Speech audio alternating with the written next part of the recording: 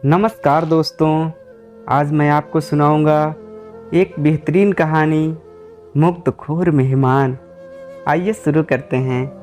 एक राजा के शयन कक्ष में सर्पनी नाम की जू ने डेरा डाल रखा था।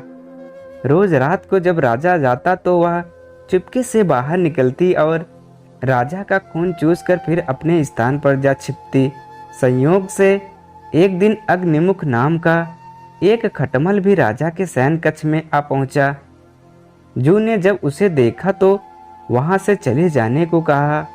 उसने अपने अधिकार क्षेत्र में किसी अन्य का दखल सहन नहीं था, लेकिन खटमल भी कम चतुर ना था। बोला, देखो, मेहमान से इस तरह बर्ताव नहीं किया जाता। मैं आज रात तुम्हारा मेहमान हूँ।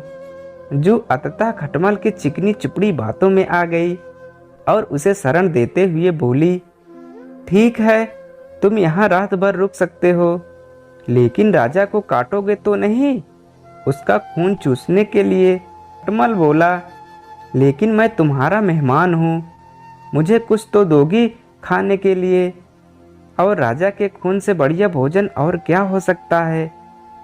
ठीक है, जू बोली, तुम चुपचाप राजा का खून चूस लेना, उसे पीड़ा का आभास नहीं होना चाहिए। जैसा तुम कहोगी बिल्कुल वैसा ही होगा।